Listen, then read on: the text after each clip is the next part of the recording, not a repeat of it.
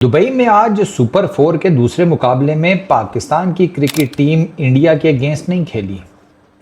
India की cricket team और India के जो हैं, अल्लाह आपका भला करे, सपोर्टर्स, फैंस, उनका मैच आज बेसिकली हारिस रऊफ के साथ था। बाकी तो जिसे कहते हैं फुद्दू सारे नंबर ही पूरा करने के लिए थे। जैसे मैं हमेशा कहता हूँ कि पाकिस्तान इंडिया की एक बहुत बड़ी खलकत ऐसी भी है कि जो सिर्फ इस वजह से यहाँ पर मौजूद हैं कि वो मर्दमशुमारी में नंबर शंबर पूरा करना होता है कि इतनी आबादी तो हो कि मुल्क लगे, कस्बा शस्बा ना लगे, छोटा सा गांव शाव ना लगे, और कोई चक्कर नहीं है। तो आज वो इन अ वे के हारिस रऊफ के साथ भी यही था। हारिस रऊफ ने आज बॉलिंग अच्छी की है। हारिस रऊफ ने आज फिर प्रूव किया कि यार वो जो पाकिस्तान का सबसे हाईएस्ट विकेट टेकर है T20 इंटरनेशनल्स में, बड़े मैचेस का जो उसे बॉलर कहा जाता है, वो उसने आज अपनी तरफ से ना ठीक गेम किया है। हारिस रऊफ ने सर आज 4 ओवरों में सिर्फ 26 रन दिए हैं, 6.50 की इकॉनमी के साथ। 2 विकेटें भी उसने ली हैं, ठीक है, 11 डॉट बॉल्स किए हैं, 3 उसको चौके लगे हैं।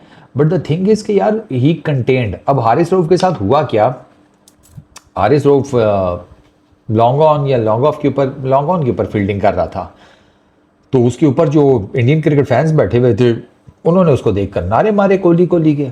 हारिस रऊफ बीइंग हारिस रऊफ। मैंने इंडियन क्रिकेट फैंस को एक मज़ेदार बात बताना चाहता हूँ। हारिस रऊफ जिस बेल्ट से बिलोंग करता है ना, यार इस बेल्ट के साथ ना उंगल शुंगल रहने दें।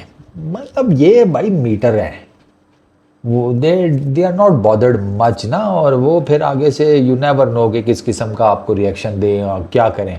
अभी इधर तो हारिस रऊफ ने जिसे कहते हैं कुछ खास इतना वो रिएक्शन नहीं दिया, वो मॉकिंग का जवाब आगे से मॉकिंग की फी उसमें दे रहा था।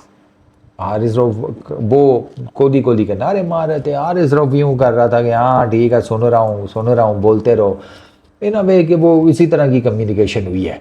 बट चूंकि मैं इस बेल्ट में रहता हूँ तो मुझे पता है कि अगर ये सारा कुछ फिजिकल हो रहा होता ना, भाई साहब आपकी सोच है CD 70 पे एक लश्कर आता। फिर ये अभी आपको ना ये चीज़ें समझ नहीं आएंगी, बट छोड़ो। Coming back to Haris Rauf. Haris Rauf की आपको पता है इंडिया के अगेंस्ट डिसेंट परफॉर्मेंसेज हैं। हारिस आज के, अगर मैं सिर्फ आज के मैच के हिसाब से देखूँ ना, तो जिस तरीके से मतलब स्टार्ट हुई है टीम इंडिया की बैटिंग, इन पर्टिकुलर जिस तरीके से मार धाड़ करनी शुरू की है अभिषेक शर्मा ने, उसके काउंटर पार्टनर शुभमन गिल ने, ऐसी बॉलिंग पर बैटिंग परफॉर्मेंस के अगेंस्ट 6.5 की इकॉनमी के साथ 4 ओवर्स करना और रन्स भी ना खाना, विकेटें भी 2 ले जाना, इट मीन समथिंग। 6 इनिंग्स हैं हारिस रऊफ की अगेंस्ट टीम इंडिया, और उसने तकरीबन हर मैच में समझे अपने कोटे के पूरे ओवर किए हैं। 23 ओवर्स हैं हारिस रऊफ के, 9 विकेट्स हैं, 7.86 की इकॉनमी है, 20 की जिसे कहते हैं एवरेज है, और 15.3 का स्ट्राइक रेट है। तो it is not that bad at all.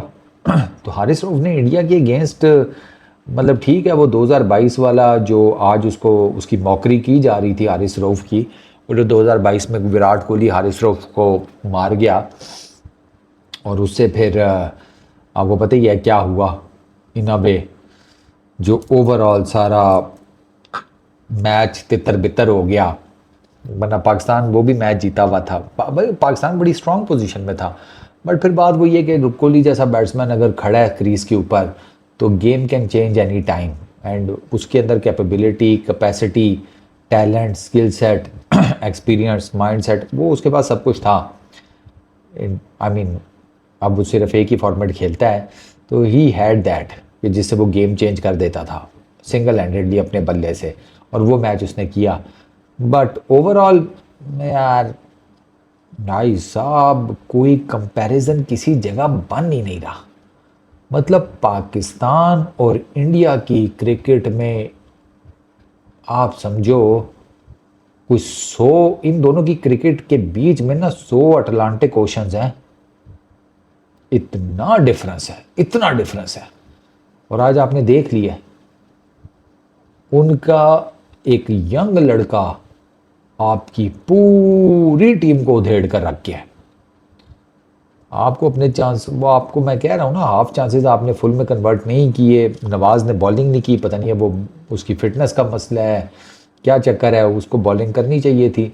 आपके ड्यू भी नहीं पड़ी, आपको बहुत बेहतर बॉलिंग करनी चाहिए थी।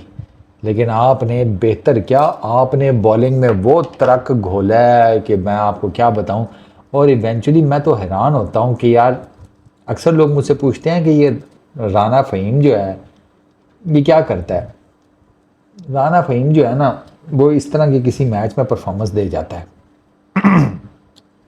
वो अपनी जो है ना, वो जिसे कहते हैं कुर्सी, वो इस तरह की किसी मैच में परफॉर्मेंस दे के बचा जाता है। आप राना की जाके बैटिंग देख लें, 8 गेंदों पे 20 रन, 250 का स्ट्राइक रेट है, ये 250 का, 2 चौके 1 छक्का, सॉरी 2 छक्के 1 चौका। अच्छा, बॉलिंग में उसको देख लें, बॉलिंग में भी उसको कोई 7 साढ़े 7 की इकोनॉमी से कोई मार पड़ी है। राणे ने भी मार कोई नहीं खाई खास।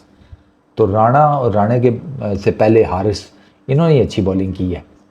बट बाकी carnage, carnage. It's high time कि जहां आपने, जाते जाते एक बात, इट्स हाई टाइम कि जहां आपने ना बाबर और रिजवान को T20 क्रिकेट से साइड कर दिया ना, इट्स अबाउट टाइम कि आप शाइन को भी ना ज़रा बाहर करें। अब कोई और आपके पास हैं बॉलर, वसीम है, वो आकिफ है, आपके पास बॉलर बहुत है, ट्राई करें बाकी किसी को। शाइन का हो गया, ये बड़ी टीमों के अगेंस्ट बहुत बैडली एक्सपोज होता है, छोटी टीमों के अगेंस्ट बच बुझ जाता है, बड़ी टीमों के अगेंस्ट आपको पता चल गया कि भाई साहब कितने पानी में है।